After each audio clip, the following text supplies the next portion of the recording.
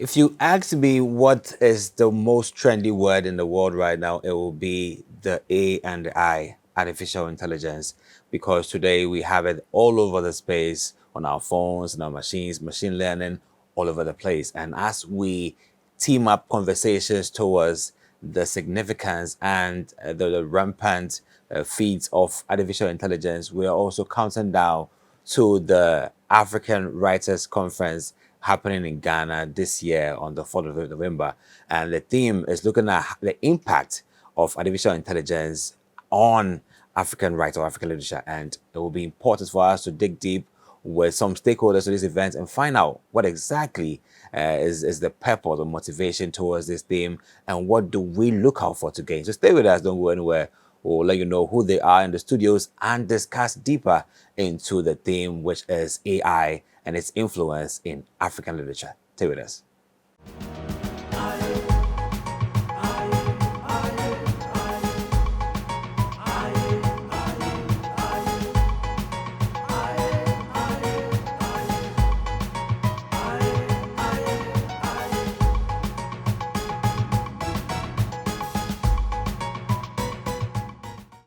Welcome back to AAU Talks, the voice of higher education in Africa. My name is Ajiman Ochedak, and I'm joined in the studio by two amazing guests. I have here with me Nahida Esmail and also Anthony Onugba, who are all parts and parcel of the African Writers Conference. You're welcome to AAU Talks. Nice people. Thank you very much. Great. Thank you for having us. It's an honor having you in our studios to look at the African Writers Conference. This is for the continent. It means you have the continent in mind and you have writers of this continent in mind. I want to know what actually inspired the birth of the African Writers Conference to this point. What inspired the birth of the conference? It's actually a straightforward story. In my country, Nigeria, we have a lot of creatives, but we actually have few creative writing spaces where they can express themselves. Moreover, in other countries I've traveled to within Africa, you see this need for people to be able to network, to collaborate, not just with themselves alone in their countries, but to be able to collaborate with other people in other countries so they can network and also be able to share their books around. So that led to the idea that, okay, why don't we just have a forum for African writers? At that time, WhatsApp was trending. We have seasons for everything. So what we did was to create a group. First of all, we started with the magazine. We created a magazine called Writers Space Africa. It's a monthly publication published on the 1st of every month. Great. The current edition is the 83rd edition. We started publishing it January 2017. So with that, we had writers sending their entries from different parts of Africa. But that was not enough because it's just a virtual space. We needed something physical. So we decided to start a conference, an African Writers Conference, where the writers could come together, interact, mingle, network, get to know each other, and of course, open up opportunities for travel, for residencies, for any kind of literary activities that would be able to enhance their talents. But we did not want to stop there as well. We wanted to have an award for writers for African writers by African writers. Yeah. So that led to the component of the African Writers Award, which Nahida will talk about later on. But for the conference, we had a lot of challenges. The first is that mobility is expensive in Africa. It's really, really expensive. So to solve that, what we decided was to have the conference rotated within African countries and within African regions. So the first conference was in 2018 in Nigeria on the girl child. That's for West Africa. In 2019, we went to East Africa, Kenya. 2020, Southern Africa, Zambia. 2021, we went back to East Africa, Tanzania. 2022, we were at Cameroon. And this year, we're back to West Africa, Ghana. So one of the things that this has solved is that a lot of people can travel by road. For instance, in Ghana, West Africa, you have people traveling from Nigeria, from Benin Republic, from Burkina Faso, coming all the way to Ghana. So that eliminates the cost of travel on the one hand. And on the other hand, it also enables people to be able to, actually, since we live stream our conferences, It enables people who cannot make it from maybe somewhere as far as South Africa to Ghana to be able to listen to the conversations and to be also able to also share, their opinions and all that. So that's in a very small nutshell, is the story behind the Let's see. conference. Before I move to you, Nahida, about you're a panelist for this event, and I would also want to see from you what inspired you to be part. But before that, let me ask Anthony, how have you seen the enthusiasm of African writers since the beginning of this conference? Do you think that it's been encouraging writers' zeal in this continent? Yes, it has been very, very encouraging on the one hand. Okay. On the other hand, it has been heartbreaking. Heartbreaking because in many of the countries I've visited and many of the writers I've interacted with, you have this lack of support, societal support, divided into two. One, governments have perhaps next to no policies to encourage literature on the continent. And then the other is that they really don't have much opportunities as well to expose their works to others. So it's like you have to struggle, you have to survive, or you have to turn towards the West. And most times when you turn towards the West, you have to perhaps sieve some of your content, to make it more appealing to the to Western literature. So that makes us to lose a lot of our values and all those kind of things. So but when you talk about, okay, now let's give an example. For the conferences that we've organized, we don't have support. Yeah. We run it with monies that we save. So at the beginning of the year, we know, for instance, our conference will happen in October at maybe Ghana, for instance. Individually, we begin to save towards the conference. Of course, we write to people, institutions, associations, and all that for support, but nothing comes in. So what that also does to us is that we see a lot of potentials to be able to provide maybe grants for writers in a particular country. We are not able to. And we try to see how much we can get others to support, and it doesn't come true. So writers have the zeal. All they need is just that opportunity. And of course, another thing that we're able to do is to also empower them in terms of enhancing their talents. Yeah. So we have a lot of different writing activities, creative writing activities. For instance, yesterday at the conference, we did a creative writing workshop. It was meant to end at 1 p.m., but at 1 p.m., they did not just want to go.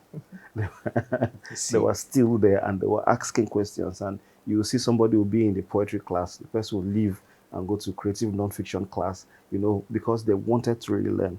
So imagine if we had the kind of support that would propel us even further.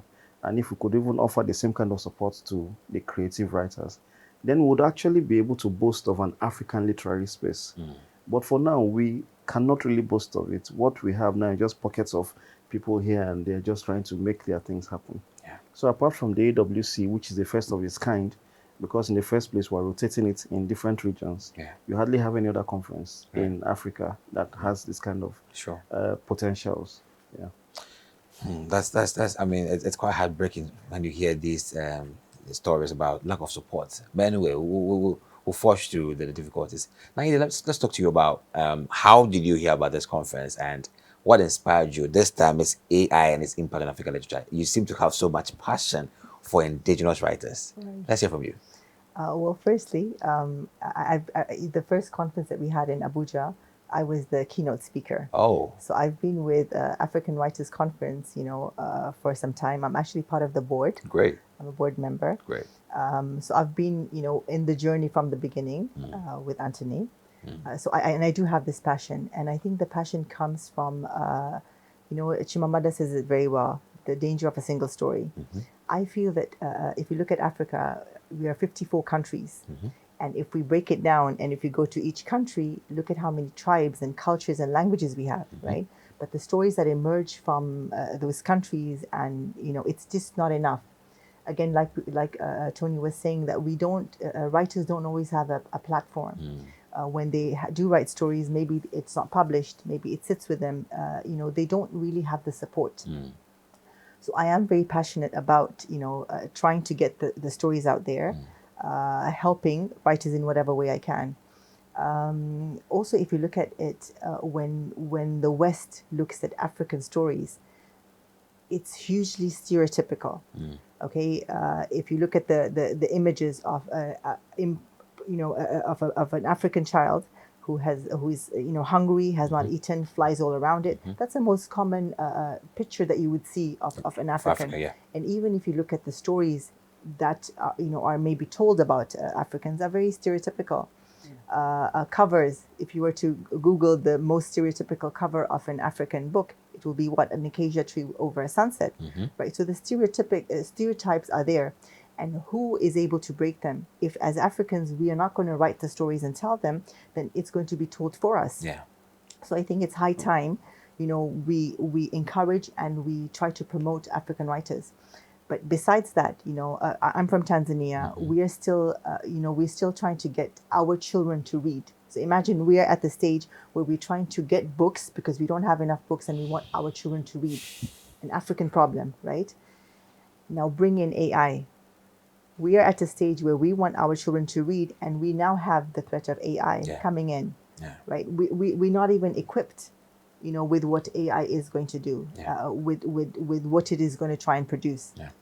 But I do have to say, about artificial intelligence. I don't think it's necessarily intelligent. The word intelligent that it's used is not necessarily that, because what artificial intelligence does is that it actually takes, and like we know, it takes in, it feeds in into stories it's given, and it reproduces. And I usually think about things like, imagine if AI was there at the time before Chinua Achebe's book Things Fall Apart. The question then would be, is artificial intelligence so intelligent to be able to produce a book so original like Things Fall Apart? And the answer would be, to me right now, no. Right? So yes, it's there. But going back to the struggle of what we need to do, we really need to, as Africans, we need to encourage our children, to have stories, to produce stories. Africans need to write these stories, so our voice and our perspectives are out there. Great. It's a time of discussion where we brood in deeply into the role that AI plays in African writers. Is it actually a positive role or a negative role? We'll talk more about this when we come up with a break. Stay with us.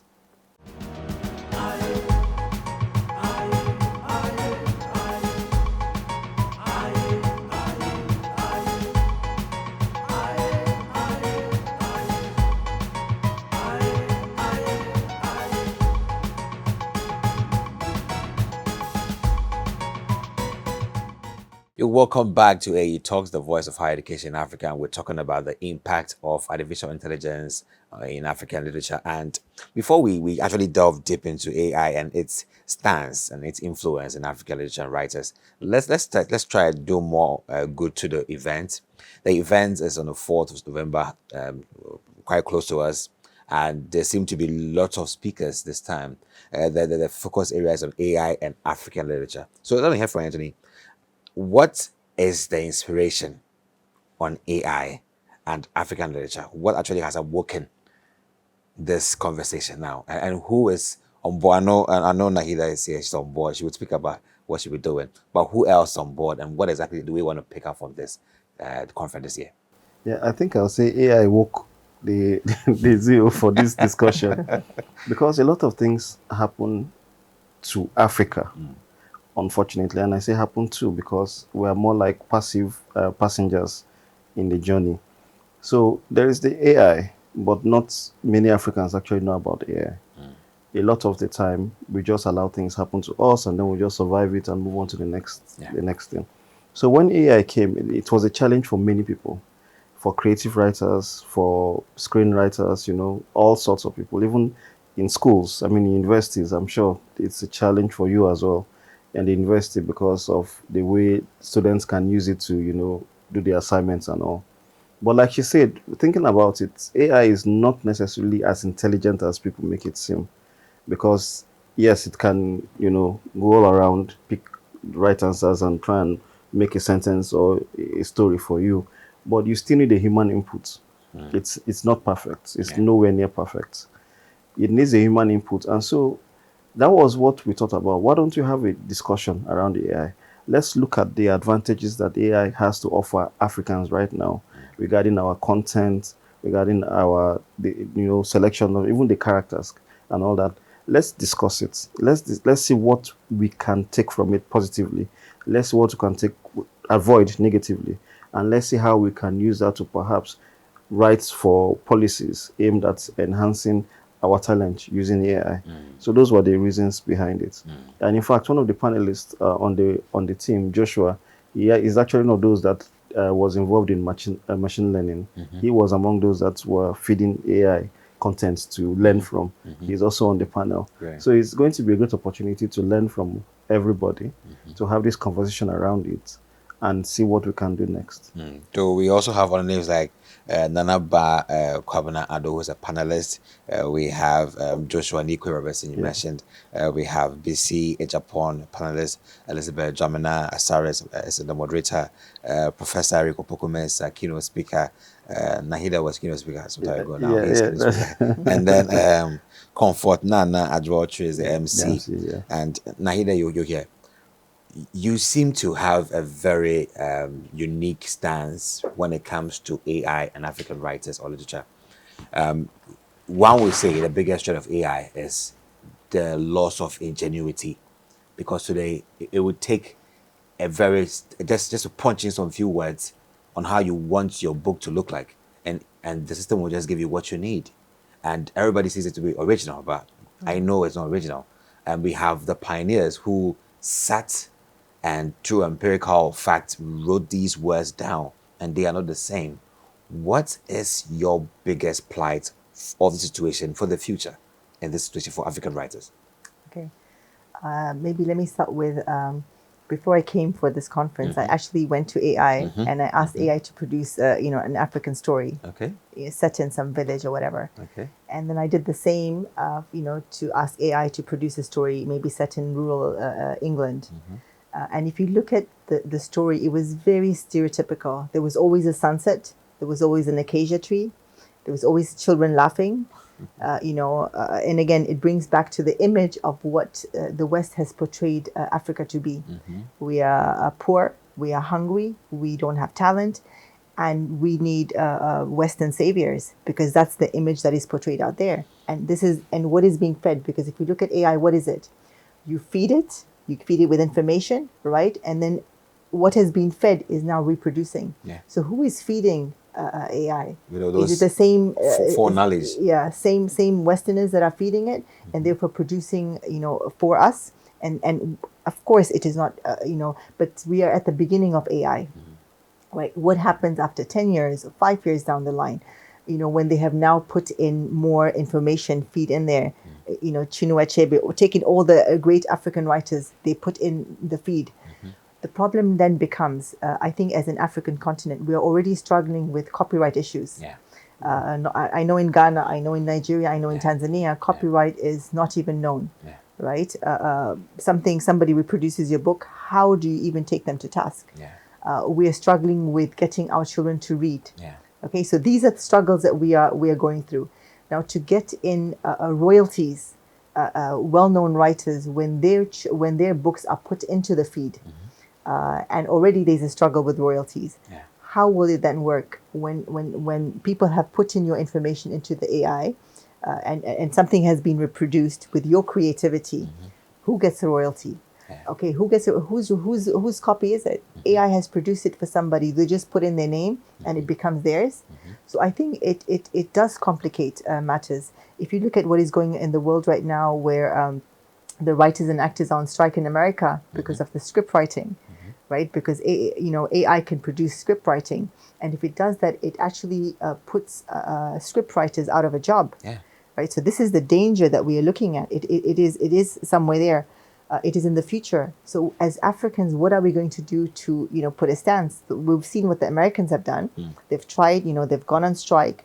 I think the strike has ended. I'm not sure what or how they will get their way, but what can the Africans do if we're still struggling with copyright issues? How are we going to manage with what AI is going to do to our work? There has to be a discussion around it. It's not something that is not possible to do.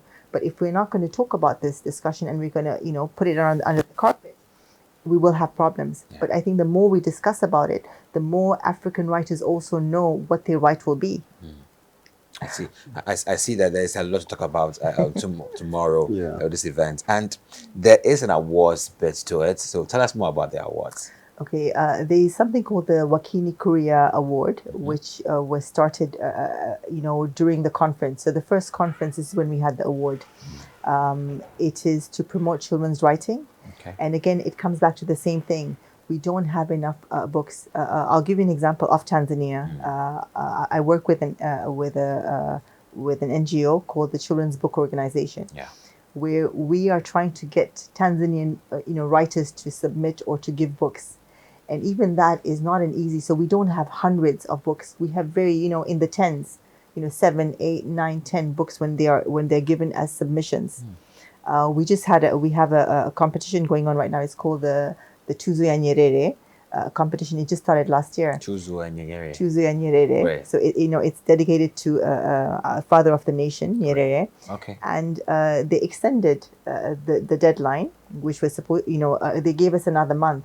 And of course, as a writer, I'm like, maybe they didn't have as many submissions as they wanted.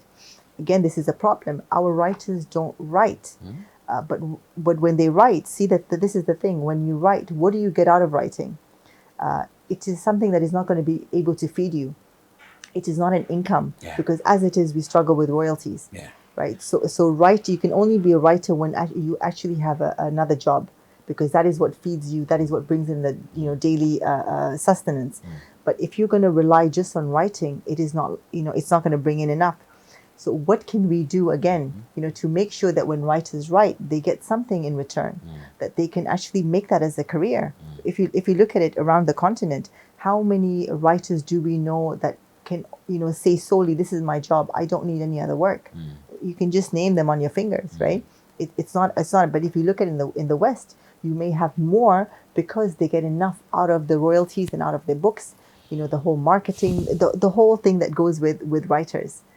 I as a Ghanaian, I don't think you've ever heard of me. I don't think you've ever heard of Anthony. No, I haven't. Exactly. Yeah. So this, as Africans, we should know our writers. We should know who is who in different countries. Yeah. And Wakini Korea Prize, we have Africans from different countries who submit. I'm the chief judge. Great. And you see, and it's really good to see, Uganda all over, like name the country and you have a submission from them. So this is amazing because we're actually getting stories from their culture, and we want these to be the stories that teach our children about African culture. Do we have answers to these questions, or we maybe find answers at the event? What can we do, right, Anthony? What we can do is to keep talking about it and keep providing opportunities for others to get involved.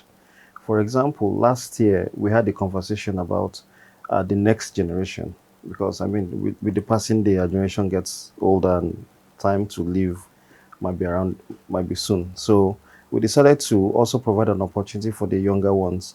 We started what we call the African Teen Writers Awards. Should be the first on the continent as well. Last year for prose and poetry, and the submissions have been overwhelming. Great. Because you see teenagers, and it's for early teens. You see the teenagers sending in lots of very beautiful stories and poetry, which talks about their societies as they see it and their hope for the future. So it now tells you that giving the opportunities to allow the younger voices into the conversation, we'll get to learn new ideas and new perspectives. So one, we need to keep talking. Two, we need to not shut anybody up or shut anybody down, because sometimes we are fond of doing these kind of things. Three, provide opportunities for them, for people to get involved in the conversations. And four, have an implementation plan. So you don't just keep talking, but you have a plan in which you implement what you have said.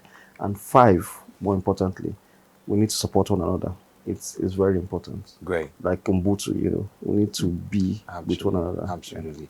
In fact, it is important that if you, I wouldn't say book lovers, every well-meaning African, anywhere you are in the world, you should tune into this event happening tomorrow. Register what the link, www.africanwritersconference.com. Visit this website, africanwritersconference.com, and register. It will be streamed live. Yes, it will be streamed so live. you can also be part virtually, or be there at the UNIMAC-GIJ, not Dzorwulu Campus, just right there close to the Talo area. Yeah. we know where UNIMAC is. So you have to be there. If you're not there in person, be there virtually and contribute to this legacy event. I think that the future of African writers can be under siege or not under siege if we don't set the parameters clear. AI should be our best tool to enhance the works of African writers, or else we may contribute to their extinction, which I don't want to go there. I think that we should be influential players to elevate African writers. I thank you so much, Nahida and Anthony, for your time on AAU Talks, for passing through and also helping us take this very important topic to the continent and the world. I believe that our hopes and also our dreams for African writers would sit exactly where it should sit. We want them to be notable. We want them to be influential. We want them to be generational impactors. So we can also love to read our books, indigenous, original, and ingenious. Yeah. Thank you very much. Have a nice day. And also at home, thank you very much for staying with us on AU Talks, and do well to be part of this event. Hopefully tomorrow, God willing, we'll come to you next time with another very wonderful and equally relevant topic as such. Have a nice day and bye.